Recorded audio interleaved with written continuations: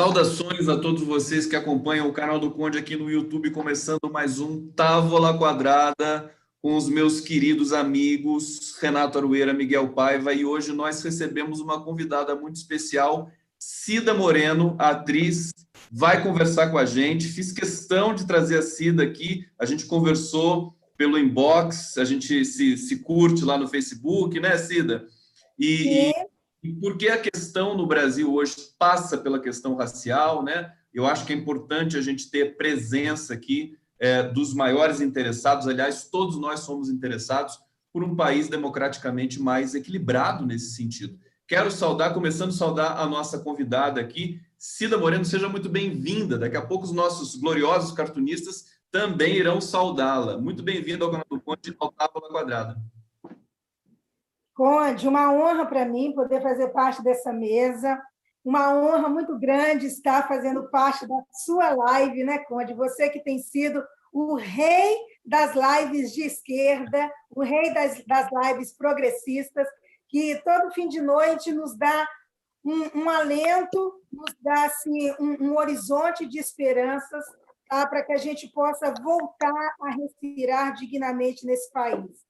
Então, assim, antes de tudo, parabéns pelo seu bom humor, pela sua inteligência, pelo seu brilhantismo, como você expõe aos fatos, e numa linguagem acessível para qualquer pessoa, né? Eu gosto muito quando você fala que você também é um acadêmico, mas que você não se esconde e nem fica usando isso como um cartão postal. Você fala uma linguagem para qualquer pessoa, para jovens, para adolescentes, para velhos, para a terceira idade, sempre de uma forma muito bem-humorada, até mesmo quando você está baixa astral, né? Porque quem de nós, né, não tem um dia que a gente acha que não vai ser possível, que a gente se sente totalmente derrotado. Mas aí a gente ouve o Gustavo Conde e o nosso humor volta, a nossa esperança volta, e a gente vai dormir muito feliz. Muito obrigada. Gente, como é que eu fico agora? Depois da forma, acho que é a maior homenagem que eu já recebi. Muito obrigado, Cida Moreno. Estou aqui emocionado com as suas palavras. Vou passar para os nossos queridos aqui. Olha, pode uma coisa dessa, gente? Arueira, saúde. Olha, Conde, é merecido. Você realmente é um doce, uma pessoa adorável. E realmente, eu achava que eu era otimista aqui, mas parece que é você o grande otimista das lives de esquerda. Cida, é um grande prazer para mim estar aqui com você. É um prazer estar aqui com vocês todos. Nós estamos estreando esse formato de programa, começamos ontem, né, nesse horário. Muito bem-vinda. Tudo bom aí, Miguelito? Tudo bem, companheiro. Grande prazer, Cida. Cida, você falou uma verdade, porque nós temos, inclusive, conversado muito sobre isso, sobre os estados de espírito que nós temos vivenciado aqui no programa.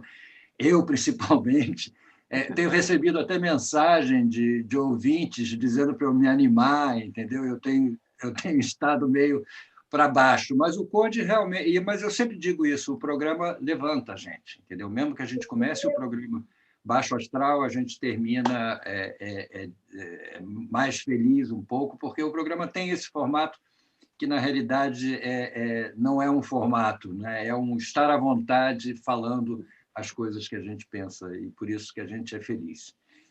Vou passar para a Cida mais uma vez, lembrando também, viu, Cida, porque esses dois meninos aqui que estão aqui são dos maiores cartunistas, enfim. Eu conheço, Conde, claro que eu conheço, muito. Por isso que eu me sinto mais honrada ainda, estar na mesa com a Arueira. Eu imagino até que ele vai fazer algum desenho nesse meio tempo. Não, eu estava terminando um desenho aqui, que é o da charge. Isso, eu tenho certeza que eu vou fazer parte da charge do Arueira. Opa! E o Paiva, né, também. Enfim, eu conheço. Vamos lá. A gente precisa fazer que nem o Roda Viva, né? Que o Caruso, que é compadre de vocês, lá fica desenhando lá. Paulo. A gente já tentou fazer isso no Távola, quando a gente fazia no Rio de Janeiro, né? Ao vivo lá e tal. Todo mundo presente. Mas não deu certo, porque a gente é muito preguiçoso. A gente é preguiçoso. O Miguel bem tentou. Levou lá os pincéis. Quem recebeu, né, e que recebe a atribuição de preguiçoso, somos nós, o povo negro desse país, né? Você sabe que a gente, depois da abolição, a gente saiu com essa alcunha de povo de raça preguiçosa. É verdade, porque interessava eles dizer isso, entendeu? E quem dizia isso era preguiçoso mesmo, né? Gente que nunca trabalhou é que dizia isso. A gente já pode começar explorando esses estereótipos mesmo e aproveitar furiosamente. Quero aproveitar a presença da Cida Moreno aqui, atriz, mandou um monte de fotos. A gente vai fazer daqui a pouco um slideshow aqui do trabalho da Cida Moreno. Mas antes, vamos começar a conversar sobre isso. Cida Moreno, em quarentena, no Brasil, atriz, você lida com as questões da arte no país, que praticamente abandonada. Hoje até a Folha de São Paulo, que é um jornal que não costuma dar muito destaque para isso, disse a cultura está abandonada. Não tem ministro, não tem secretário, está tudo a Deus dará. Como é que você se sente? Eu queria que você fizesse aí a tua resenha sobre esse momento do país, o seu momento, quer dizer, como é que você está vivendo esse momento agora de ter de ficar em quarentena? E nós estamos às vésperas também de uma reabertura, né? Então tem mais esse desafio também. Passo para você, querida Cida. Então, Conde, eu quero fazer, primeiramente, sempre antes das minhas falas, eu gosto de fazer uma saudação aos meus ancestrais, uma saudação às entidades que protegem o povo negro, aos orixás e a todos que me antecederam, porque foi graças a eles que sobreviveram barbaramente ao processo cruel da escravidão que eu posso estar aqui. Então, é muito importante para mim fazer essa saudação, que todos estejam aqui comigo, que eu possa ter sabedoria nas minhas palavras. Bom, Conde, eu tenho 38 anos de carreira. Eu sou nascida no interior de Minas, uma cidade histórica chamada Sabará, que viveu todo o processo, né, da escravidão. Sabará faz parte ao ciclo do ouro. Eu, desde muito nova, desde muito criança, eu despertei para a vontade de ser artista, porque eu já imaginava que a arte seria uma forma de eu estar podendo ultrapassar todas aquelas barreiras dos nãos que acompanharam a minha infância e a minha adolescência na cidade onde eu nasci. Então, eu sempre tive muita necessidade de mostrar para o mundo, né, que eu podia muito mais do que os limites que aquela cidade de Sabará me impunha. Eu comecei, então, minha carreira em Belo Horizonte. Depois de 5 anos, eu fui para São Paulo, fui trabalhar com Antunes Filho, que era o meu sonho. Antunes Filho, para mim, é uma das maiores representatividades do teatro moderno, um guru. Depois do Antunes Filho, eu fui para o Boi Voador, do Ulisses Cruz, fiquei lá cerca de 6 anos, foi uma grande escola. O Boi Voador foi a minha porta para conhecer o mundo. A primeira vez que eu andei de avião foi para participar de um festival na Europa, porque vocês bem sabem, Aroeira, o Conde eu não sei quantos anos tem, mas eu sei que é bem mais novo que eu, mas até alguns poucos anos no Brasil, andar de avião era uma coisa para rico, né? Não era uma farra que virou nos governos populares que andar de avião ficou uma coisa corriqueira, né? Que as pessoas até reclamaram.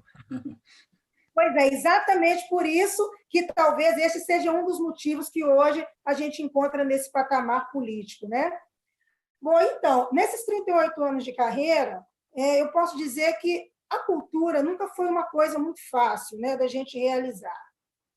Sempre foi muito difícil, principalmente o teatro, sempre viveu a duras penas, mas até então, até mais ou menos final dos anos 80, quando eu fiz parte do grupo de arte Boi Voador em São Paulo, a gente conseguia alguns subsídios, né, por causa pelo formato da companhia, né? O que eu quero dizer com isso? No início dos anos 90, eu vim para a cidade do Rio de Janeiro e aqui, junto com um grupo de atores negros, nós fundamos uma companhia chamada CIA Black e Preto Produções Artísticas.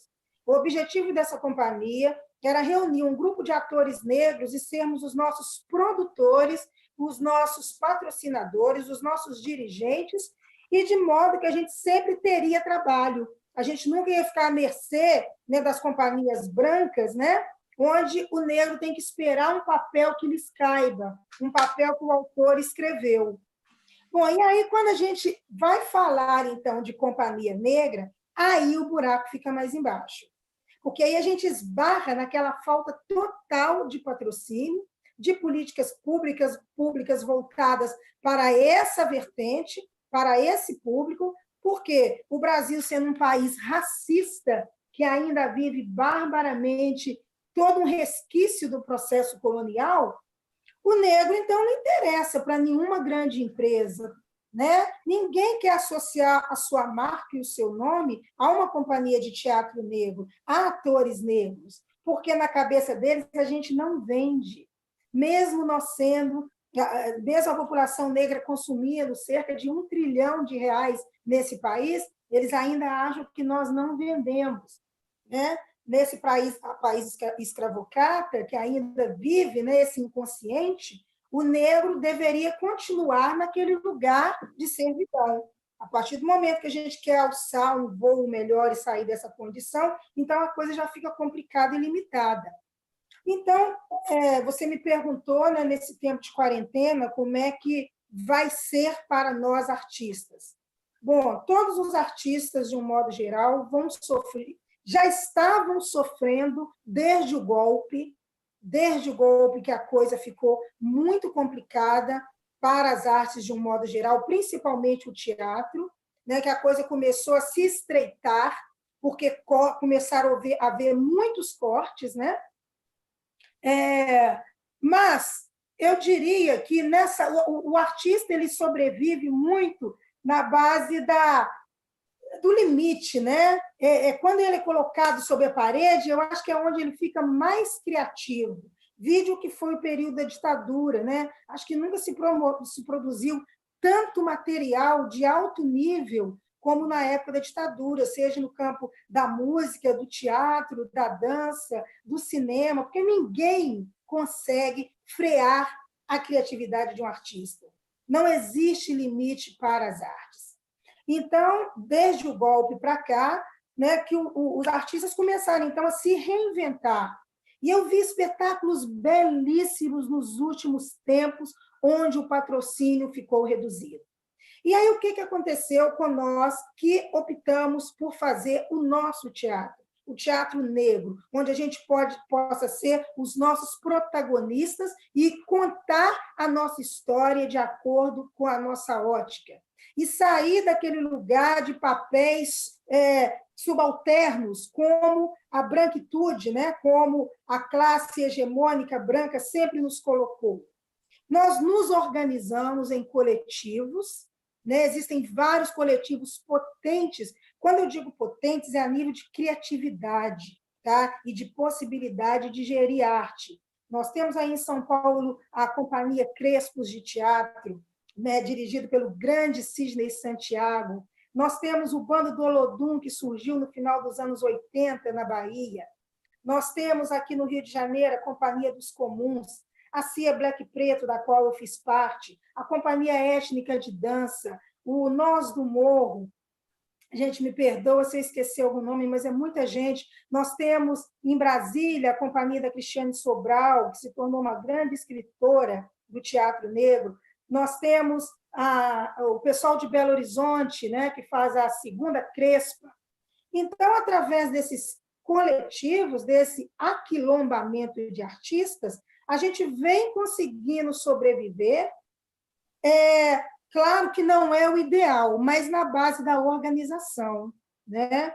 E subvertendo essa ordem de, na maioria das vezes, a gente não contar com políticas públicas e com o apoio das empresas privadas. E aí, só para terminar, então, meu raciocínio, o que vai ser, né, quando acabar a quarentena? Quando começou a quarentena, eu tinha acabado de reestrear meu espetáculo Eu Amarelo, Carolina Maria de Jesus, que é um monólogo onde eu faço a vida da nossa... é tão difícil dar título para Carolina, diante da sua representatividade, né? Carolina, que foi a maior escritora negra do século XX, o maior best-seller da literatura brasileira do século XX, porque Carolina, em pouco mais de uma semana, vendeu 10.000 exemplares do Quarto de Despejo. Então, eu tenho a oportunidade de dar vida a Carolina. No dia 13 de março, um dia lá, né, meio místico, nós fizemos a nossa estreia num espaço aqui do Rio de Janeiro, que acabou de ganhar o prêmio Shell, o reconhecimento por ser a primeira casa dedicada ao teatro e à dança negra aqui na cidade do Rio de Janeiro, que é o Terreiro Contemporâneo. Então, a gente fez a nossa reestreia lá no Terreiro Contemporâneo, e nesse mesmo dia a temporada acabou. Ou seja, nós fizemos um dia com todo um investimento, né? Ficamos mais de um mês trabalhando o público, porque não é uma casa conhecida ainda aqui no Rio de Janeiro, é uma casa da comunidade negra. E no dia que nós reestreamos, isso depois de mais de um ano sem fazer o espetáculo na cidade do Rio de Janeiro, nós interrompemos a nossa temporada. Deixamos o cenário lá, deixamos tudo lá, na esperança de que, sabe, tchau, amanhã a gente volta. E a gente não sabe nem se volta esse ano, né? Porque as artes, de um modo geral, principalmente no tocante a espetáculos que precisa de uma aglomeração, que precisa de público, a nossa volta está muito comprometida.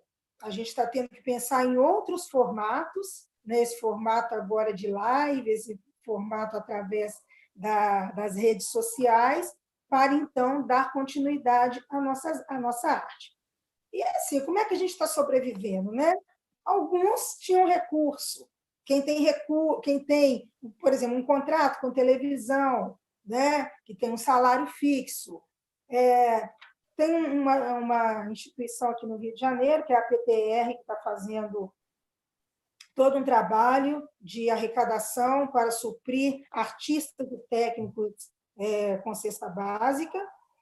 Temos também uma associação do Teatro Negro chamado A Preta, que é para atender esses coletivos do Teatro Negro, que estão recebendo cestas, né? Alguma forma de ajuda emergencial.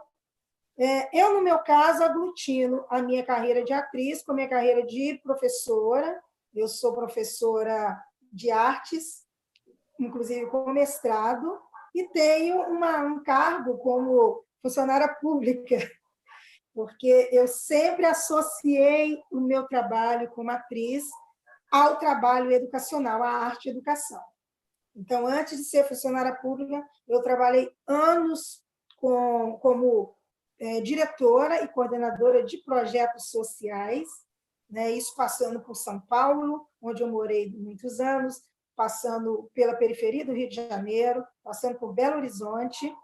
E aqui no Rio de Janeiro, tive a oportunidade de trabalhar numa ONG que me levou para Londres para dirigir um projeto imenso lá, com 100 pessoas de comunidade, com um roteiro meu, direção minha. Foi um projeto muito desafiador, principalmente porque eu não tinha o domínio da língua, e diante da surpresa, né, de estar indo para o primeiro mundo para levar o que eu fazia aqui no Brasil com as comunidades.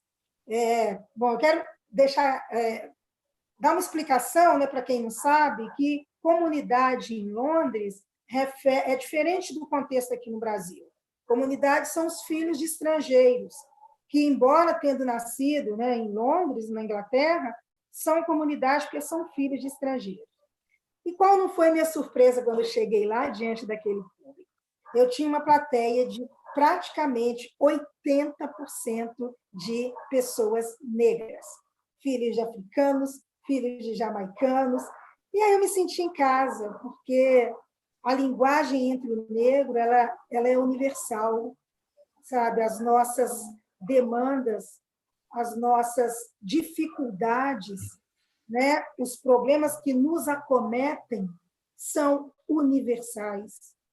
Então, daí a gente entende por que hoje, com todo esse movimento que está acontecendo nos Estados Unidos, ele está repercutindo em vários países da Europa que tiveram que foram colonizados, né, pelos países europeus. Então, a gente hoje está vivendo essa tampa, né, que explodiu, sabe? Essa panela de pressão que não aguenta mais a forma como a gente tem sido tratado ao longo desses anos. Fala, Conde. Enfim, que fala, que performa. A gente não está nem acostumado com convidados assim tão eloquentes para a gente poder fazer o nosso távulo aqui. A gente está experimentando também esse formato. Você falou muitas coisas. Eu preciso ir para o bate-papo, mas eu já vou passar para o Aroeira para fazer, para a gente, Aroeira, para você fazer a sua resenha, a sua análise e deixar uma questão para a nossa querida Cida Moreno na sequência. E depois eu tenho as mensagens do bate-papo, que o público está aqui colocando muitas mensagens bacanas, e o Miguel Paiva faz a sua intervenção. Então, Renato Aroeira, querido, com você. Começa comigo aqui? Então, vamos lá, isso. Estou assim, também bebendo aqui as palavras da Cida, porque não é só eloquente, o relato dela é uma história que conta a história dela, mas também conta uma história de toda a civilização, nos últimos 400, 500 anos, que, na verdade, assim, ela falou da tampa que explodiu, é uma dívida gigantesca que estava acumulando juros porque continuava a existir a oprimir sem parar, mesmo com as falsas abolições que vieram todas aí, que, na verdade, jogavam os negros na pior parte, no pior lugar da sociedade.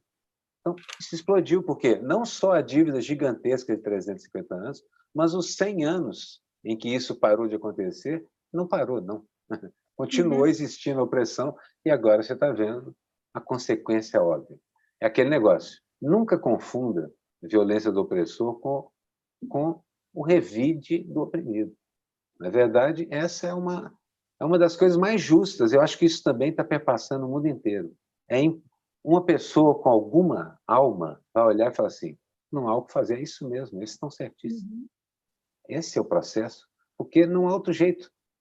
O aperto, é como você falou, eu achei a imagem da explosão da tampa perfeita, é isso mesmo. Uma hora tinha que explodir. E é agora. E esse tempo é um tempo para organizar essa conquista, essa explosão toda, não é isso? Essa é a pergunta que eu vou deixar para você. Como então fazer? Porque isso vai crescer. Parece que isso vai crescer, parece que isso não tem volta. A impressão que me dá é que isso não tem volta. Então a pergunta é essa, você acha mesmo que agora não tem volta, que é possível segurar isso e avançar? Aroeira, olha só, eu espero que não tenha volta. Sabe, a gente está vindo aí com uma juventude muito potente, né? A juventude de hoje, e essa juventude, eu gosto sempre de frisar isso, né? É um resultado das cotas. Graças ao advento das cotas, a gente está aí com uma juventude hoje, na faixa aí de 30 anos, 20 a 30 anos, que tomaram consciência do seu poder, que tiveram acesso ao conhecimento, que tiveram acesso à informação e ao seu espaço e direito enquanto cidadão. Então, assim, é nessa juventude que eu acredito, porque você falou aí desse tempo todo, né? Desse tempo de processo de colonização na América, do povo preto, a gente tem 132 anos que acabou a escravidão. O que é isso dentro de um país, né, tão novo como o Brasil é? É muito pouco tempo para um povo que foi tão dilacerado, que perdeu toda a sua condição, que tiraram-lhe toda a sua condição enquanto ser humano, né, que foi coisificado. É muito pouco tempo para essa população se reerguer, se auto-identificar, né, se empoderar e fazer esse trabalho de busca de ocupação do seu espaço, porque a gente tem todo um cenário contra. A gente tem, né, na América, né, Brasil, Estados Unidos, na Europa, a gente ainda tem o poder da branquitude né, com esse pensamento e essa consciência de colonizador, que só nos aceita enquanto a gente estiver ali para limpar o chão para eles pisarem. E aí, diante disso, eu queria fazer um link, né, que é você pegar assim, o pós-abolição, quando a abolição, quando foi extinta a escravidão, né? E aí, para esse negro, né, para esse povo que saiu aqui no Brasil com uma mão na frente e outra atrás, sem nada, né? Ou seja, pronto para a morte, né, para ser engolido pelo sistema social. Porque se você não tem casa, se você não tem escola, se você não tem comida, se você não tem trabalho, você vai ser jogado ao relento. Naturalmente, você vai morrer, porque você não vai ter como sobreviver. No ano seguinte, em 1890, aliás, saiu a lei de vadiagem, onde o negro que não tivesse um domicílio, que não tivesse um trabalho e que estivesse ao léu, ia ser preso e encarcerado. Daí a gente pode fazer um link e entender por que até hoje as penitenciárias são tomadas da população negra e afrodescendente, porque é muito pouco tempo, né? Bom, e aí a gente chega no século XXI, onde não existe ainda, né, a maioria do povo negro, quando eu falo maioria, é porque o povo negro ele tem endereço. São as comunidades, são os moradores de rua, são os drogados, é o subemprego, são os hospícios, porque a miséria enlouquece. Você vê seu filho morto, ser morto, né, a tiro, e a polícia entrar distribuindo tiro a rodo, sem querer saber quem você é. Isso enlouquece. Né? A falta de espaço para dignidade, para trabalho na sociedade, isso tudo enlouquece. Então, a maioria da população penitenciária é negra. E aí, você tem hoje uma polícia que também tem um endereço certo e tem um alvo, né?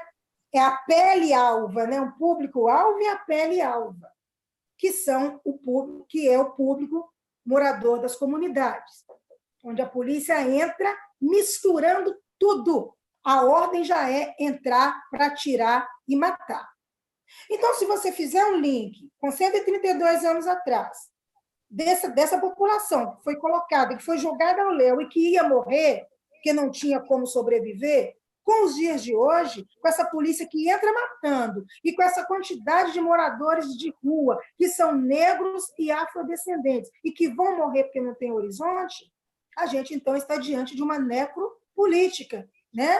Que começou lá atrás e que hoje continua, né? Com outro nome, com outro formato, mas a política de acabar com essa população é a mesma. E aí não é só no Brasil.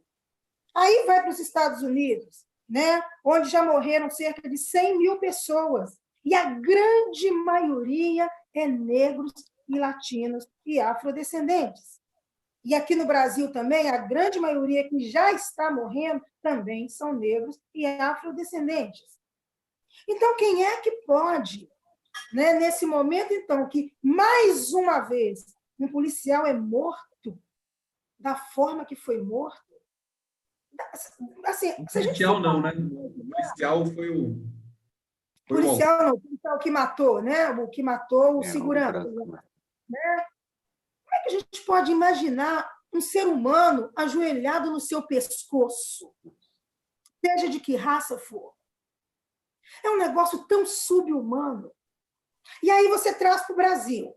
Aí aqui no Brasil nós temos Ágatas, João Pedros, nós temos os 5 jovens que foram assassinados dentro de um carro em Costa Barros, em 2015. Uns jovens que saíram para comemorar a compra de um carro. Aí a gente tem o músico, né, o Edivaldo, se não me engano o nome dele, que morreu com 80 tiros num carro. Aí, semana passada, teve outro na Cidade de Deus. Então, assim, quem é que aguenta mais isso? A gente vai morrer sufocado de sofrimento, de tristeza. Então, o momento é agora, não dá mais para recuar. No domingo passado, teve uma manifestação aqui no Rio, né, que surgiu assim, acho que com 2 dias, 1 ou 2 dias de antecedência, começou a convocação, e eu me vi naquele lugar, né, de privilegiada, porque dentro da minha casa eu tenho segurança e medo do Covid. Mas eu falei, cara, eu não vou conseguir não ir. Porque chega uma hora, né, que a gente tem que extrapolar o medo e ir para a luta, porque de todo jeito estão nos matando. E eu fui para essa manifestação, sabe, e senti que foi só o ponto de partida, porque agora a gente está, sim, com uma sociedade enlouquecida. Explodiu a panela de pressão. Não dá mais. Né? Por isso que os Estados há mais de uma semana... Sim. Cida, querida, deixa eu só fazer aqui vamos fazer uma mediação que fala importante. É importante a gente também fazer a pausa para a gente poder apreender todos os sentidos que você está colocando. Respirar. Respirar. Deixar tudo isso, realmente é forte. Porque realmente é um depoimento histórico. Eu estou aqui diante de uma atriz, de uma trabalhadora, de uma negra, de uma ativista, de uma professora que está deixando uma mensagem muito poderosa. Eu estou vendo isso pelos comentários que estão aparecendo aqui, então eu vou para o bate-papo agora, querida Cida Moreno, todo mundo aqui curtindo muito você. Depois vamos para o Miguel. Deixa eu só ler aqui os últimos comentários. Só falar aqui, Conde. Fala, querida. Eu reconheci a professora na Cida, eu sou filho de professora também, e a professora ensina. O tempo todo ela ensina. Eu fiquei aqui aprendendo. Bacana. Sensacional. Eu estou aqui, estou realmente emocionado com essa presença. O Lúcio está dizendo aqui, salve o conhecimento, benditas cotas. Cotas, ela falou das cotas, lembrou das cotas. Eu quero lembrar também daquele momento, não vai dar tempo da gente falar de tudo isso, né? Marinalva Rodrigues, verdade, mais esse tempo estamos refletindo mais. Wellington Santos, celebrando a Cida Moreno. Marinalva Rodrigues, 5 jovens, nossa, muita dor. Bíblios dizendo, grande Cida Moreno, todos os orixás te abençoem e deem força nessa luta, que é de todos os humanos com coração, razão e fé. Sensacional, obrigado, Bíblios. Soledade Rios dizendo, pele alva, público-alvo, analogia em cima. Rosânia Alves, que excelente entrevista, mandou um monte de corações para a gente. Ana Calabria, o poder da branquitude burguesa em humilhar pessoas pretas e pobres nesse novo cenário vai se desconstruindo. Já era tempo da juventude de hoje se rebelar. Eu vou voltar para o bate-papo, tem muita mensagem aqui, não vai dar para ler todas, depois vou encaminhar para a Cida, para o Miguel Paiva e para o Aroeira, mas eu já vou passar direto para o Miguel, para você fazer, Miguel, uma leitura desse depoimento da Cida e na sequência deixar, né, porque nós estamos testemunhando o que está acontecendo nos Estados Unidos nesse momento, que eu acho muito importante, e acho que o momento, como a Aroeira pontuou, e a Cida também, que é o momento para o Brasil, o país com a maior população negra fora da África, e com essa história que ela descreveu, não dá para se esperar mais. Em vez de ficar fazendo essas, digamos, articulações meio conciliatórias, acho que o momento agora é para o povo negro aparecer junto de toda a sociedade brasileira e protagonizar a volta para a democracia. Passo para você, Miguel Paiva, querido. Vai lá.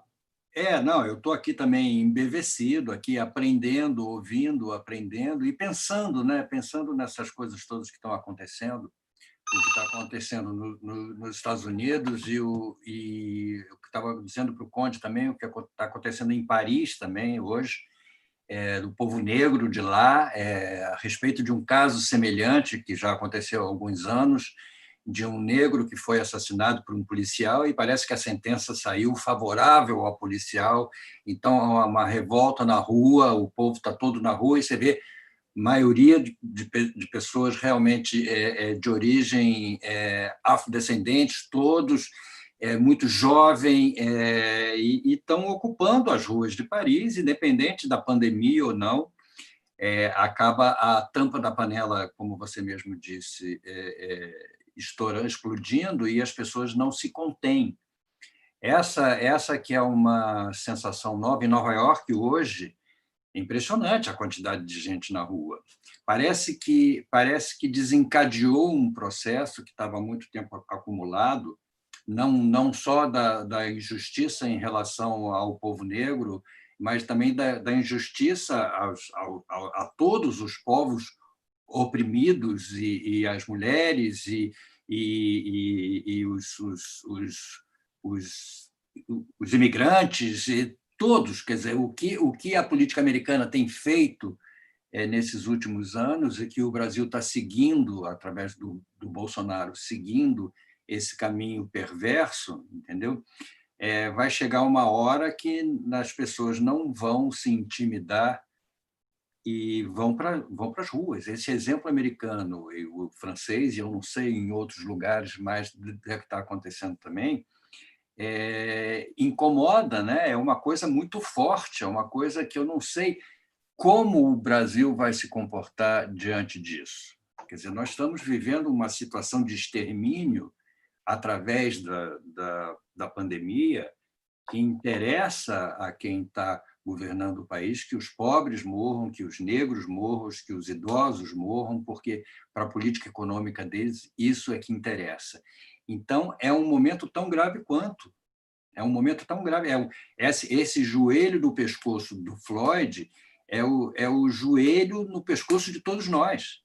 Entendeu? Nós estamos sofrendo essa opressão, essa violência, e o povo negro significa isso muito mais porque é uma coisa histórica, né? É uma perseguição histórica, entendeu? Que está na hora realmente de dar a resposta à altura.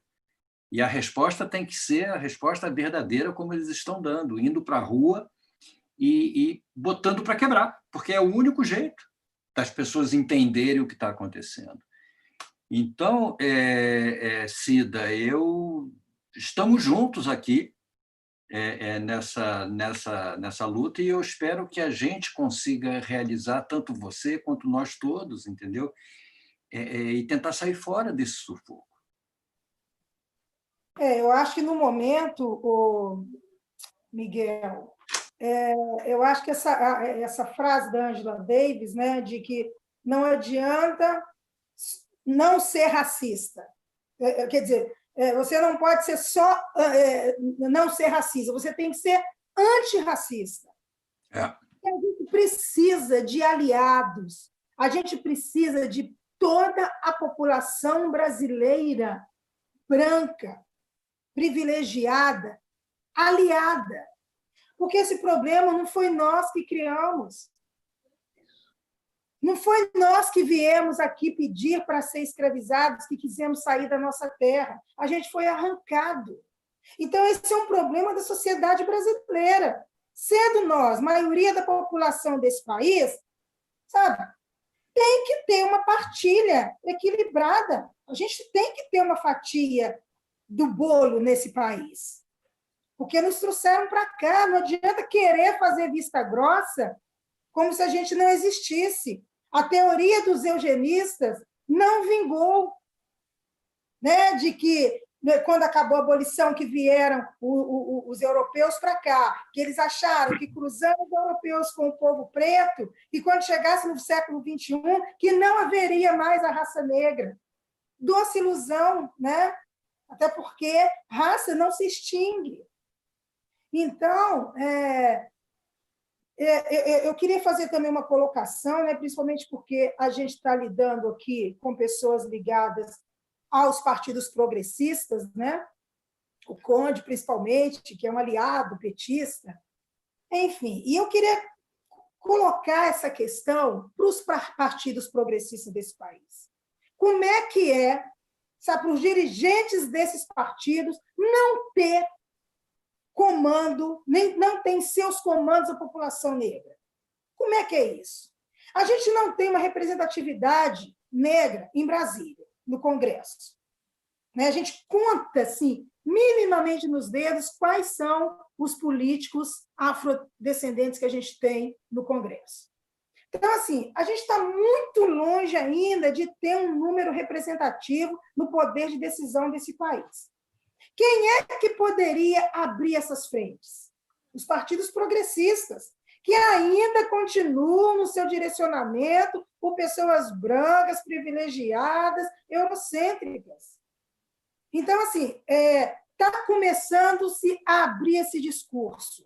Mas eu acho que, para avançar, para a esquerda voltar a ocupar o seu espaço nesse país, né? Que aí, com todos os deslizes, com todos os erros que cometeu, mas o PT ainda foi um partido que conseguiu olhar para o povo brasileiro e buscar dar alguma dimensão e dignidade para esse povo, mesmo cometendo erros. Mas a gente precisa de mais, a gente precisa de ter representantes, a gente precisa de pessoas com lugar de fala. Porque tem uma coisa nesse país que só quem sabe é quem está na pele. Só nós podemos dizer o que é ter os nossos filhos mortos e assassinados porque tem a pele preta e porque mora na periferia. Aí eu fico pensando, como é que seria, né, para uma família lá num bairro, né, de classe média alta? Vamos pegar aí em São Paulo, um Pacaembu, um Morumbi, um Higienópolis. Né? Aqui no Rio, vamos pegar São Conrado, vamos pegar Ipanema, vamos pegar o Leblon. Como seria para essas famílias ter um filho assassinado dentro de casa, que a polícia entrou e não perguntou e saiu atirando? Será que a sociedade consegue dimensionar isso? Porque, assim, o que acontece com nós negros é que a sociedade já normatizou o preconceito. Ela já normatizou ter os negros ocupando esses lugares. Já é comum. As pessoas entram num restaurante de classe média e só vê branco e não estranham. As pessoas entram em galerias ou chegam no teatro ou chegam em determinados espaços nessa sociedade que só tem branco e elas não estranham, porque já se normatizou. Já se normatizou passar nas ruas, nas marquises, e ver só preto ocupando as marquises. Tudo isso ficou muito normal. Já se normatizou você ter um congresso ocupado por pessoas brancas, que aí a gente chama da velha política dos homens brancos, latifundiários, filhos de fazendeiros que foram escravocratas nesse país. Então, como é que a gente pode quebrar isso? Né? A juventude está aí, está vindo. O conhecimento está sendo dado. Né? Agora, a gente precisa do espaço, que a gente também quer essa fatia do bolo. É incrível, né? O pessoal está dizendo aqui já, eu quero ver a Cida todo dia. Deixa eu ver aqui. Helena Carvalho Arcuri. Cida, você tinha de falar todos os dias para as pessoas entenderem o que ainda acontece com o povo preto. Obrigada, ela diz aqui. Eu também faço esse pedido para você e até te pergunto, eu já vou perguntar agora, porque assim, para a gente acelerar a dinâmica, eu quero fazer minha pergunta também para a Cida. Por favor, Conde. Pergunta para a Cida. E a gente vai esticar um pouquinho esse Távola, que a sua presença realmente é muito importante. E aí, você falou das cotas, tá, e eu estou num processo também de muita indignação nesse momento, de ver o que aconteceu nos Estados Unidos, de ver o que acontece, como você falou, no Brasil, essa naturalização da violência contra o povo negro. Eu já agendei uma conversa aqui com o Marcelo Dias, que é o presidente do Movimento Negro Unificado, também do Rio de Janeiro, e quero fazer conversas todos os dias nesse sentido, porque eu acho que não dá mais para suportar esse tipo de situação no Brasil.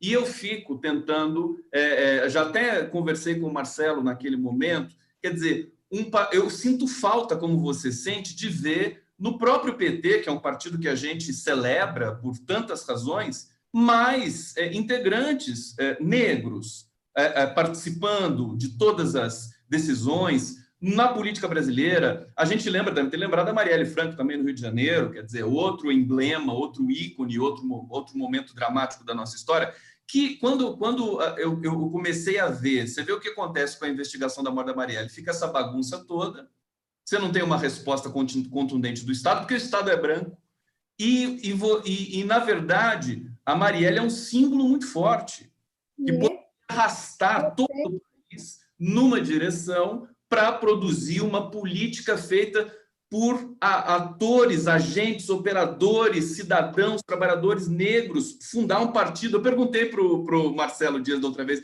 por que não tem um partido político que represente os negros no país? É sempre um pouco complexa. Então, eu já passo para você para você tentar explicar isso para a gente, quer dizer, a representatividade, como é que a gente pode organizar isso, porque eu acho que o momento é esse, os negros no Brasil elegem um presidente da República, porque são a maioria da população. Então, eu acho que é o momento da gente pensar seriamente isso. Passo para você, Cida Moreira, depois Aroeira. Então, eu vou começar falando, né? Os meninos, né? Quando eu falo meninos é porque devem ser contemporâneos a mim, mas os meninos aí da sua mesa elogiaram a minha forma didática de falar. Eu sou professora de escola pública na periferia do Rio de Janeiro, que é em Nova Iguaçu. Tenho 9 anos que eu atuo como professora nesse segmento, onde a maioria dos meus alunos são negros afrodescendentes. Né? Eu diria que 80% dos meus alunos, né? Estou falando de periferia, né? Aí a gente lembra do processo, depois da escravidão, os negros foram indo cada vez mais para longe. Né?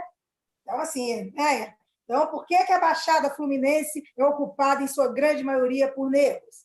A gente tem 80%, 90% da população negra nessas periferias, porque eles iam para longe, era onde eles conseguiam se agrupar, né, para tentar fazer a vida. Então, essa minha forma didática de falar vem um pouco daí, porque você tem que adquirir uma linguagem que eles possam entender e captar o que você está falando. E, mesmo assim, é muito difícil. Às vezes, você está falando, né, tudo muito pontual, eles estão olhando para você e eles não estão entendendo, aquilo não está entrando, porque o poder, a capacidade cognitiva é muito comprometida, devido ao meio que eles vivem, a violência, né, as dificuldades. Então, o cognitivo, de um modo geral, é pequeno. Então, muitas vezes, você está explicando aquilo pausadamente, muito claramente, e eles não estão absorvendo o que você está falando. Bom, então, por isso, talvez eu tenha desenvolvido essa técnica, né, de falar muito bem articulado, de falar muito explicado. E, paralelo a isso, tem a questão da atriz, né, que é a facilidade de falar em público. Bom, e aí você pergunta, Conde, por que nós, negros, não fundamos um partido e por que a gente não consegue manter, né? Ou seja, corporificar essa representatividade do povo preto? Bom, a maioria do povo preto, redundantemente falando e reforçando, está nos meios, né, de poder aquisitivo inferior, né? Onde a dificuldade da educação é muito maior, do acesso à informação. A partir do momento que você não tem um público com acesso, quando eu falo, é claro, tem exceções, né? Mas quando eu falo esse público, é a maioria, tá? Que não tem acesso à educação formativa e de qualidade. Porque é a educação que vai dar para esse cidadão o poder do conhecimento, do empoderamento e de querer brigar pelo seu espaço enquanto cidadão. Enquanto você tem uma população massa de manobra, dominada por igrejas fundamentalistas, por políticos corruptos, que só está interessado no voto daquele povo e que não dá a esse povo educação, como é que você vai conseguir aglutinar essas pessoas para vir fazer parte de um partido político para eleger os seus pares? Você lembra o que acontecia com Lula, antes do Lula conseguir ser eleito? O povo, o povão, não acreditava que um operário pudesse ser presidente, porque não via nele uma representatividade.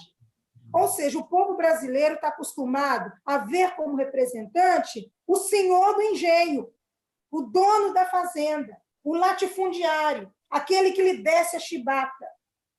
Um igual a ele, não, você é igual a mim. Você não pode ser presidente.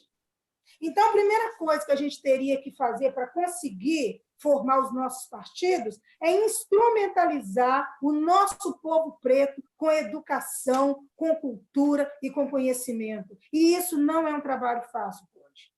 E aí, só para terminar, eu posso te falar como educadora. É muito difícil você levar a identidade para aquelas pessoas que são negras e não querem ser negros, porque foram ensinados que o negro é associado ao demônio. Entendeu? Então, é um trabalho de formiguinha, que ainda vai demorar. A própria Marielle não teve uma repercussão de votos na sua comunidade. Marielle foi eleita pela Zona Sul, pelas pessoas com acesso ao pensamento, pela nata, pela burguesia carioca. Não foi na comunidade da Maré. Pois é, e a gente sabe que esses governantes agora do Rio de Janeiro também foram, o Witzel e o Crivella, né? Foram eleitos também, em grande medida, pela periferia, né? Estou errado, não? Sim, exatamente. Pelos evangélicos, né? Pelos evangélicos, grande parte. Né? Agora, a gente já tem hoje pessoas negras, né, aqui no Rio de Janeiro, principalmente essas pessoas ligadas aos coletivos de teatro preto, né, as pessoas que conseguiram, né, furar esse bloqueio e estar nas universidades. A gente já tem um coro que daria, que é possível, sim, a gente formar um partido político. Agora, a gente abocanhar uma massa de pessoas para fortalecer, aí é um trabalho árduo, porque... Mas eu acho que chegou a hora, viu? A hora é essa. A hora é essa. Você lembrou do Lula, quer dizer, as pessoas não acreditavam que eleger um trabalhador metalúrgico para a presidência da República e elegeram, afinal de contas. O próximo passo lógico no Brasil é a população negra se empoderar de maneira definitiva. É engraçado que a gente vê que o Obama foi eleito nos Estados Unidos e depois nós tivemos também esse retrocesso gigantesco com o Donald Trump. Passo para a Aroeira imediatamente aqui para não tomar conta da nossa live. Aroeira, queremos te ouvir, querido. Sobre isso mesmo que você falou, assim, esse retrocesso é quase natural, porque aquele empoderamento, Obama, com todos os defeitos e os problemas que ser presidente dos Estados Unidos pode trazer, o Obama e a Michelle representaram um empoderamento gigantesco. Porque eu lembro, olha, 30 anos atrás, eu estou com 66, mais tempo, eu estava começando charges no Diário da Tarde, fiz uma charge sobre uma coisa que tinha acontecido lá com uma criança de rua e desenhei um menino de rua por causa de uma decisão do Estado em relação a uma desses absurdos que o Estado brasileiro faz com o morador de rua e tal. E desenhei um menino negro. No dia seguinte, um rapaz veio conversar comigo lá. Ele falou que era do movimento negro em Belo Horizonte. Eu não lembro se já era do movimento negro unificado ou se o movimento era só de Belo Horizonte e mais tarde eles entraram junto com o pessoal do MNU. E ele foi me explicando por que eles achavam assim. Ele entendia que eu tinha feito, eu explicando, mas eu fiz uma denúncia. Eu entendo que você faz uma denúncia. Mas o que a gente precisa também é da representatividade.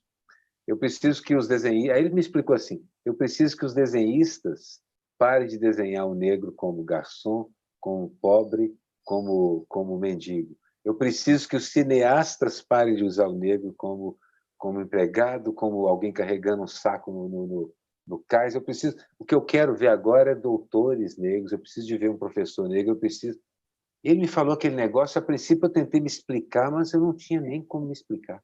Não tinha. Ele tinha toda a razão. E ali eu comecei o meu aprendizado sobre o que era o racismo estrutural e as várias formas que ele vai assumir. E hoje eu uso o que um amigo meu fala assim, o meu amigo que é negro, ele fala assim, se eu, todos os dias de manhã, obrigo e mato dentro de mim um homofóbico sexista, por que você não pode matar o racista que está dentro de você todos os dias? Então, todos os dias é um combate, porque a estrutura da sociedade é essa, ela traz para dentro dela, ilude e, de repente, se naturaliza porque está dentro, está entranhado nas palavras, no discurso e tal.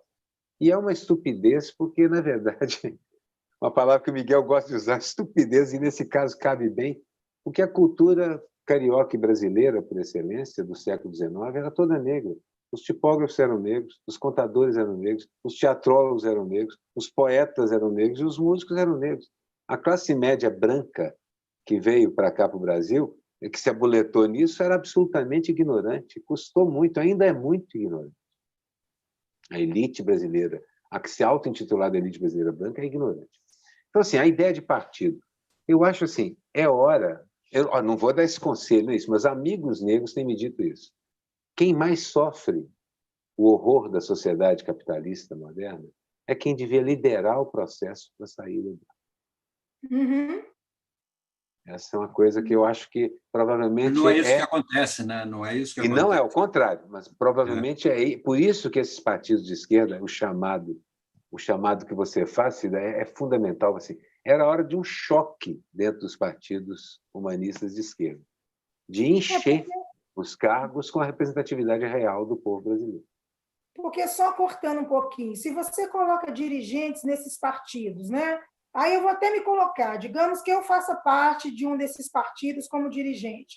Se eu chegar lá para conversar com esse meu povo preto, né, que tem pouca educação, que tem pouca informação, eles vão entender o que eu estou falando, porque eu estou muito perto deles, né? É a mesma base. Eu costumo sempre dizer isso. Eu posso chegar no meu universo escolar e falar para um aluno mestiço que ele é negro, sem menor constrangimento. Eu posso falar, você é negro, olha o seu nariz, olha a sua boca, olha os seus traços, olha o seu cabelo, você é negro. Agora, uma professora branquinha, loirinha, ela não pode chegar para um aluno e falar, você é negro. Ela não vai ter nem como falar isso, porque ela vai se sentir intimidada, né? Então, eu acho que se a gente conseguisse essa base de representatividade para atingir essas massas, ficaria muito mais fácil. Poderia, mais fácil não, mas a gente poderia estabelecer o diálogo e de fazer eles entenderem que esses partidos trabalham para eles. É para esse povo que a gente briga. Quando a gente vai para uma passeata arriscando a nossa saúde, igual a gente foi no domingo, para brigar porque estão matando nossos filhos, a gente está brigando pelas populações dessas comunidades onde a polícia está entrando. Eu moro em apartamento, aqui eu moro no asfalto, como se diz. A minha casa é mais difícil a polícia entrar aqui procurando alguém para matar. Mas, no entanto, eu estou indo para a rua para brigar por esse povo que a polícia está entrando e está matando. Apesar de que o fato de morar no asfalto não me dá nenhuma garantia, nem aos meus filhos, que são jovens, negros e que andam aí na sociedade. E meu filho, por exemplo, se sair correndo de noite, a polícia pode atirar, né? Mas eu acho que o discurso tem que ser, a gente tinha que criar formas de fazer com que essas pessoas entendessem a nossa linguagem, entendessem qual é o projeto dos partidos progressistas. E aí, tendo só branco na sua base, fica mais distante ainda. Perfeitamente. Deixa eu passar aqui para o bate-papo. A Arueira quer fazer uma tréplica? Agora ela tem isso. Não, perfeito. Essa é uma... Na verdade, é um efeito colateral positivo, aquele negócio que você fala do círculo virtuoso, porque na verdade, você trazer os negros para representar os negros vai aumentar muito a representatividade desse partido, como ocorreu com Obama nos Estados Unidos. O povo negro que já tinha desistido de votar voltou a participar e a candidatar-se. E isso melhorou. 3 ou 4 representantes no Congresso são engraçados, são mulheres e são ou minorias como chicanas ou negras, que, na verdade, têm uma grande capacidade de mobilizar a gente hoje lá. Eu sei que nos partidos políticos... Por isso que se fala de socialismo agora nos Estados Unidos, por causa delas. Tem cota para mulheres. Inclusive, isso que gerou todo um processo de corrupção no PSL, que instrumentalizavam as mulheres. Agora, para negros, eu não sei se tem, talvez seja a hora de ter isso, não sei o que a Cida pensa a respeito disso, antes de passar para o Miguel. O que você acha, Cida? Você defendeu a política de cotas acadêmicas, né? Mas para partidos... sim.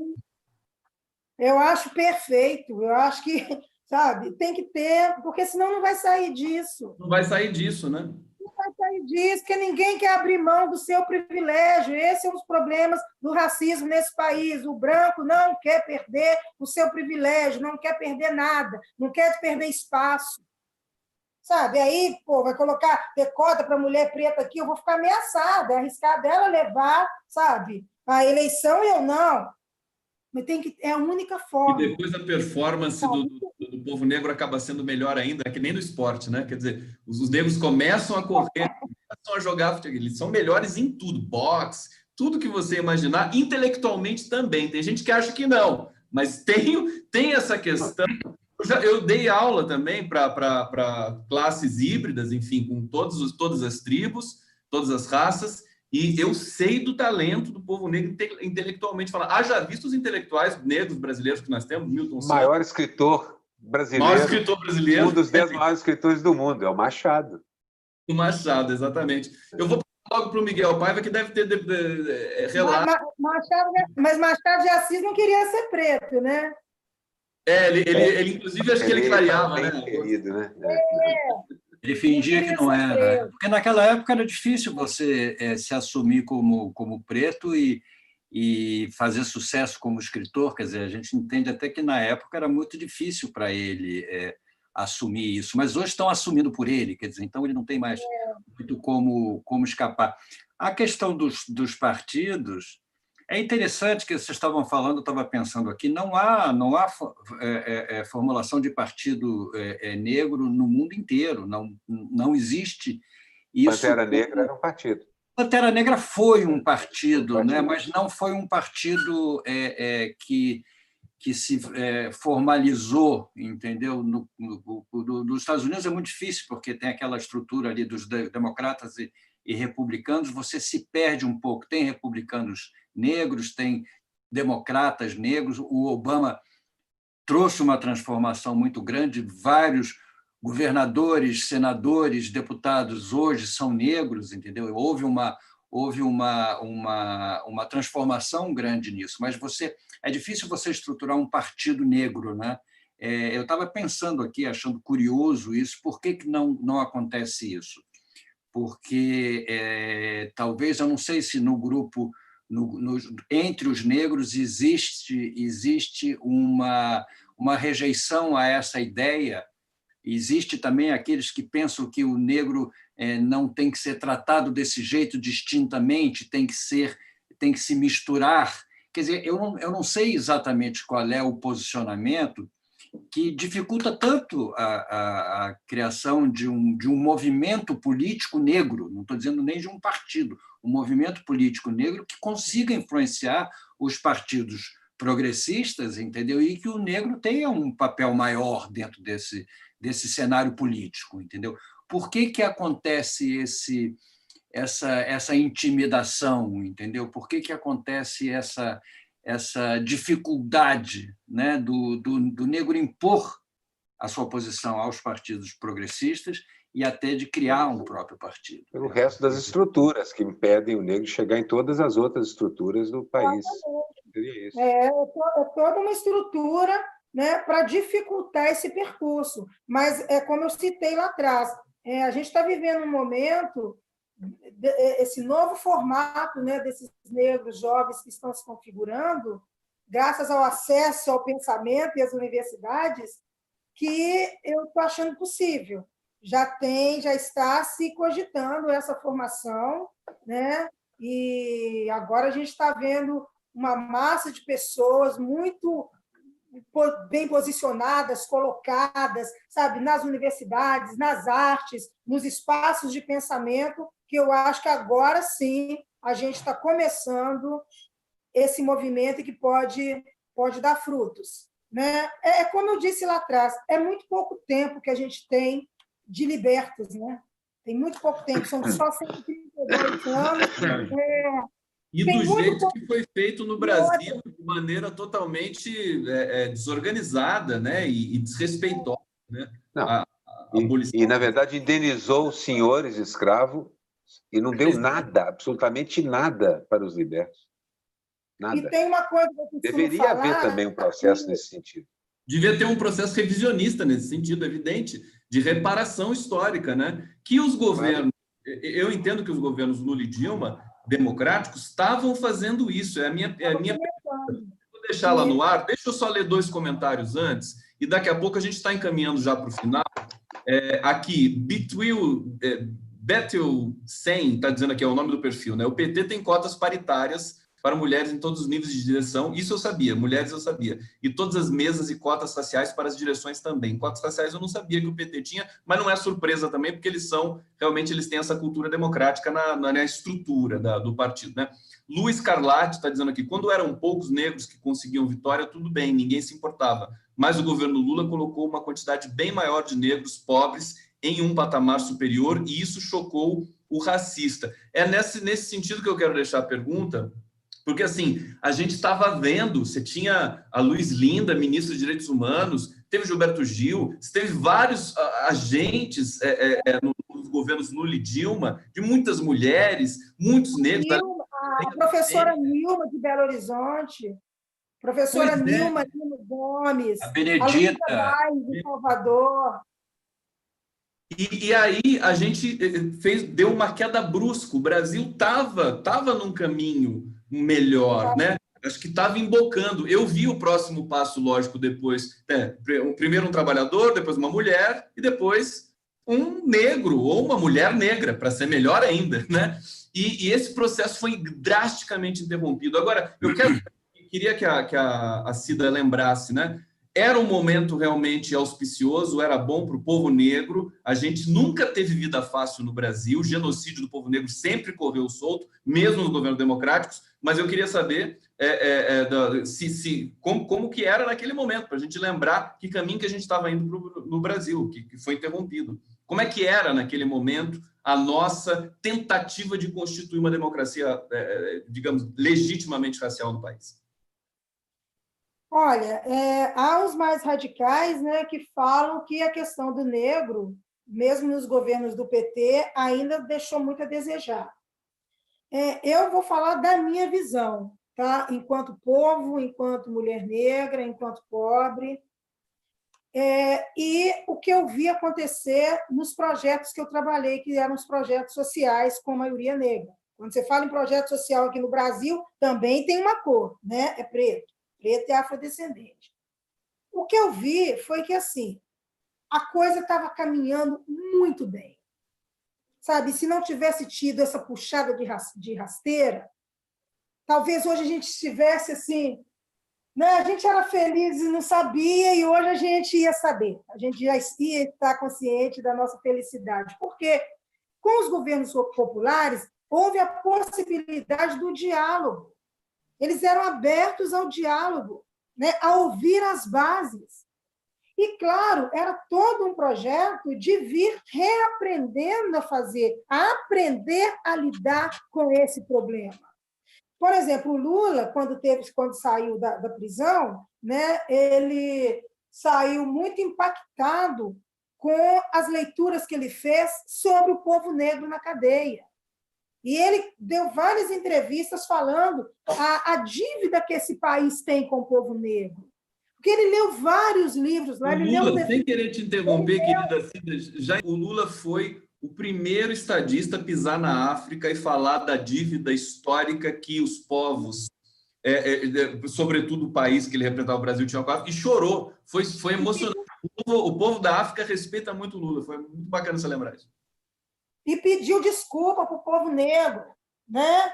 Então, assim, de novo eu falo, como é tudo muito recente, né? É tudo muito jovem, o PT estava começando a aprender de que forma ele ia lidar com a reparação para essa população, né? E mesmo ainda sem saber, a gente teve vários avanços, né? Porque como foi um governo voltado para as bases populares, e aí, claro que o negro, né, está inserido nessa base popular, nós tivemos muitos acessos.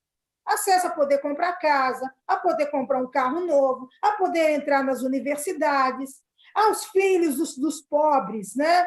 Pobres, pretos, poderem fazer um intercâmbio na Europa. Então, isso foi um avanço considerável. Um investimento em projetos sociais.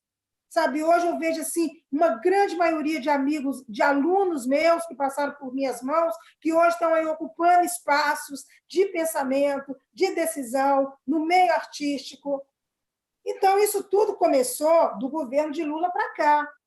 Se não tivessem... E a Dilma, né, com a capacidade que a Dilma tinha com o objetivo que ela tinha de investir na educação, né? A quantidade de mulheres interessantes que ela colocou no governo dela, e do jeito que os negros estão chegando, que uma parte da população negra está chegando, com certeza, hoje a gente estaria num outro patamar de absorção dessa comunidade, sem dúvida alguma. Uma pena, sabe? Uma coisa pena. impressionante.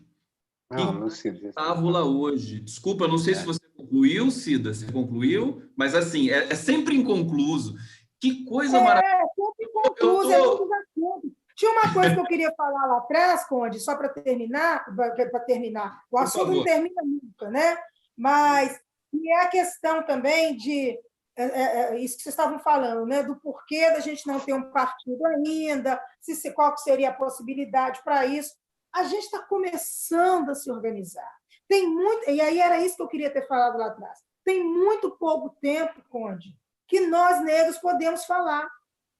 A gente não falava. A gente ficava ouvindo tudo quanto era situação de racismo, absorvendo, e mudo.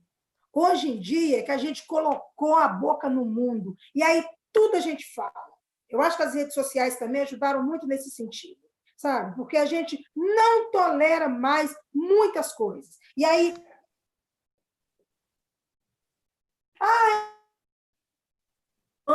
o resto tem que desenhar que o racismo continua perverso e cruel, que a gente continua à margem da sociedade, que o negro continua morrendo, que a gente está nos piores lugares dessa sociedade. Então, aí o branco não quer ouvir. Ai, vem de novo. Ai, de novo esse papo de racismo. De novo, que vocês não entendem. Vocês acham que é assim mesmo que tem que ser? Né? Então, isso aí eu meio que colhe da Elisa Lucinda, que sim, um dia eu vi uma entrevista dela falando que o povo fica reclamando que a gente fala, gente, tem pouquíssimo tempo que a gente está falando. Sabe? Até então a gente só ouvia, abaixava a cabeça, ficava puto e ia para casa. Então, assim, agora a gente fala mesmo. Eu estou aqui hoje porque eu falei, não foi, Conde? Não, vocês não têm noção. A Cida falou assim, não faz pergunta difícil, que eu sou uma mera mortal. Olha só o que aconteceu Cida, aqui. Você falou da Elisa Lucinda, fantástica. Eu já fiz 3 vezes com o Mano Melo, um programa que a gente tinha de poesia, e a Elisa foi lá mostrar, putz, que potência aqui. E ela olha para você e fala com a voz baixa, e você aquele negócio de queima. É impressionante. E ela é muito espiritualista, né? Espiritualizada, engraçada, e vai no ponto, né? E é isso. Então, hoje, deixa eu falar. Cida, eu quero trazer, a gente está terminando aqui, ainda o Miguel vai falar, a gente vai fazer as considerações. Passou rápido. Mas eu quero, já mais de 1 hora, a gente está 1h15. Passou rápido. Mas também, né? Olha só. Foi uma aula. Eu preciso que você mostre minhas fotos, Conde. Eu vou mostrar suas fotos, é exatamente isso que eu quero fazer. Mostra as fotos, é melhor do que eu falar, eu só tenho ouvido hoje. Olha só, não, a gente fala junto. Olha que mulher linda que você é, com todo respeito, Cida Moreno. Olha só, vocês estão vendo uma foto maravilhosa da Cida. Eu vou passar outras fotos aqui, deixa eu só arrumar aqui. Olha só, aqui é o nosso thumb, aqui teatro. Cida, se quiser ir falando... Isso aí é o espetáculo Eu Amarelo, é a abertura do Eu Amarelo, Carolina Maria de Jesus. É um momento de um delírio dela, que ela está dançando, envolta em jornais.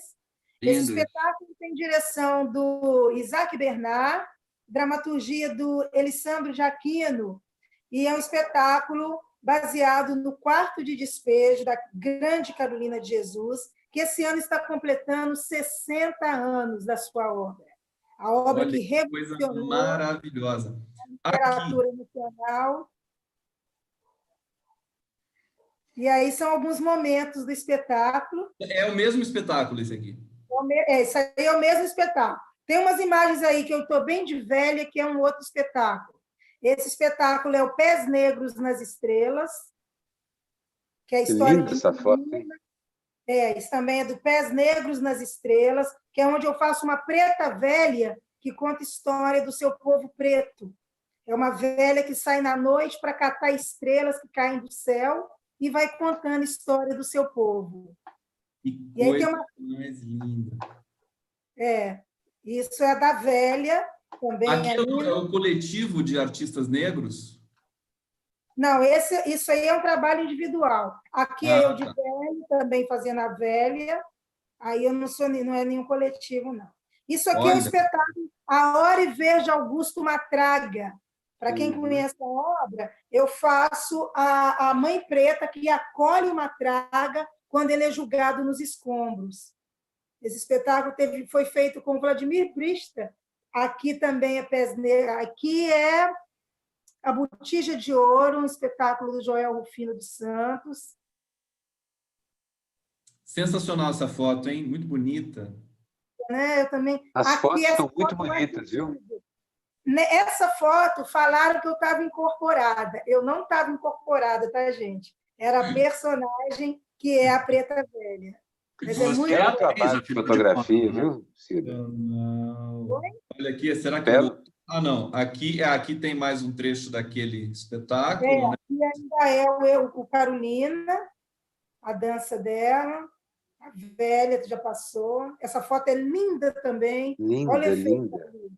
Olha só, Cida Moreno. Eu estou apaixonado aqui. Cuidado. Cida. Você é apaixonado de mim. Você é o sonho de consumo das mulheres de esquerda, né, Conde? Olha isso, gente. Sensacional. Isso aqui tem algum contexto? Linda. É só uma foto? É só uma foto normal. E da sua... Cida, belo trabalho de fotografia da peça. Quem é o fotógrafo ou a fotógrafa? Ali são vários fotógrafos, né? São vários momentos. Essa foto aí, eu de criança, Conde, eu gosto de brincar o seguinte: se fosse na época da escravidão, eu acho que eu ia ser escrava de dentro de casa, viu? O senhor branco não ia deixar eu ficar no canavial, não. Ele ia querer que eu ficasse... Olha só, a Conceição. Já desenhei a Conceição. Não, uma das maiores escritoras negras também da atualidade. Maravilhosa. E essa foto emblemática é eu com a Vera Eunice, filha da Carolina Maria de Jesus. Que barato, na estreia? Você bloqueou o teu microfone, é isso. Porque o quarto de... A Vera Eunice é uma sobrevivente da fome, né?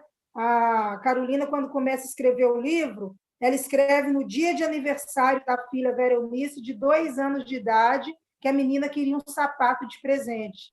E aí ela acha um sapato no lixo, costura o sapato e entrega para a filha.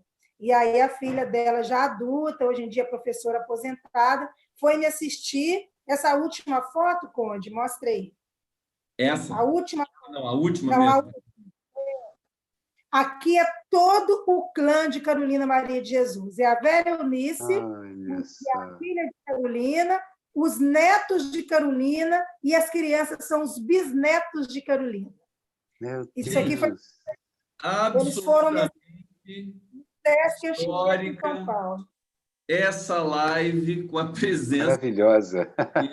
Deixou todo mundo sem respirar aqui. Muito obrigada. No bom sentido, né? A não respiração no bom sentido. O público está apaixonado, não vai dar ainda ter, linda por dentro, por fora, mulher maravilhosa, Fátima Andrade dizendo aqui, representando aqui todo o entusiasmo, toda a celebração do público aqui assistindo tarde especial com a Cida Moreno. Cida Moreno, a gente vai ter de convidar você mais vezes, viu? Desculpa. Vai. Vai ter mesmo. Se uma oportunidade boa, eu venho. E, assim, a minha sugestão, que eu já até dei para o canal 247, eles estão começando a ampliar isso, é que tem que ter negros na bancada fixa, tem que ter. A gente precisa... Essa questão da representatividade é essencial, Conde, sabe? E a gente está chegando num lugar, aí eu estou sendo porta-voz do meu público, que a gente quer ver negro nos lugares. Por exemplo, quando eu vou para a Netflix escolher um filme, eu escolho filme que tem preto. Se não tem, não me interessa. Sabe? Por exemplo, se eu estou vendo um programa Só tem branco ali e fala, não, esse povo não está falando minha língua, não. Ah, não quero ver. Sabe? Então, a gente, a sociedade tem que entender o percentual que a gente ocupa nesse país. Não dá para passar batido, não dá para querer incluir esse povo, sabe, no poder de decisão, porque assim, construir esse país a gente já construiu, né? De graça, debaixo da chibata, na porrada. Agora a gente tem que fazer parte da continuação, né? A gente já deixou um legado. Desculpa, eu vou passar para você encerrar o programa, mas vou passar para o Miguel Paruera para a gente fazer a rodada final aqui, e aí você encerra, porque eu estou assim, eu estou muito feliz. Eu até não vou dizer uma história que levou a eu convidar a Cida Moreira para esse encontro, porque a Cida me deu um puxão de orelha. E eu acho que foi tão bom, e eu sou tão cuidadoso, porque nós temos o racismo estrutural dentro da gente, e nós, às vezes, deixamos vazar isso no nosso discurso, na minha live, num texto que, eventualmente, você pode escrever, o texto você tem um controle maior, mas como a gente fala, digamos, de improviso, na espontaneidade, às vezes brota um problema. A gente conversou, eu falei que eu tinha me tocado, eu cometi digamos, um ato falho, quer dizer, numa live minha. E ela percebeu, ela me falou, a gente conversou e foi muito bom. E eu achei importantíssimo, porque eu sou muito preocupado com isso, né? Eu monitoro mesmo e é importante. E a gente tem de reprimir certos usos linguísticos que possam evidenciar algum tipo de racismo estrutural. Passo para o Miguel, depois... É aquela frase que a Angela Davis disse, né? Não basta você não ser racista, você tem que combater o racismo, né? E isso a gente tem que combater dentro da gente, é óbvio.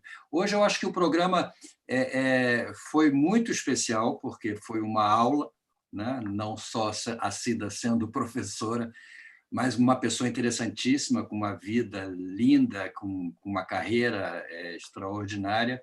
E a gente ficou aqui ouvindo, aprendendo, e eu acho que o público também deve ter gostado muito desse momento especial, que extravasou o limite do tempo porque não dava para cortar, entendeu? Então, gostei muito, Cida, que você volte sempre. Estaremos aqui não só para te recepcionar, como para te ouvir e para aprender.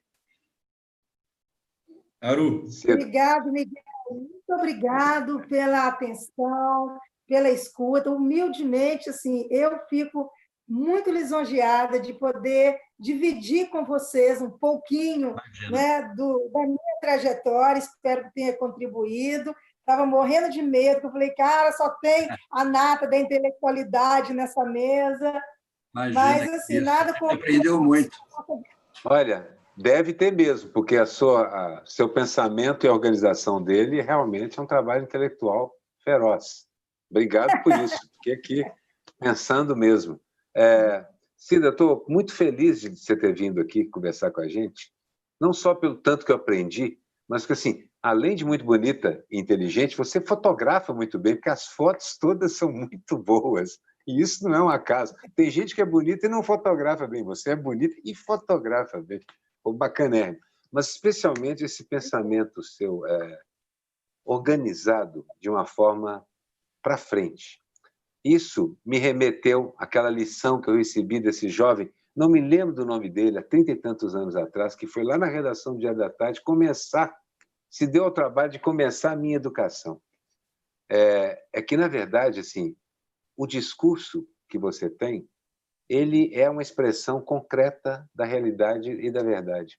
A força dele é o mesmo, é a Tamika que chama a moça que falou também anteontem, não é isso? É a força do discurso da Tamika, é a força do discurso do André Constantino numa entrevista dele ontem, é a mesmíssima força, porque além da organização e da articulação, tem um conteúdo de verdade total que é visível para todo mundo vê.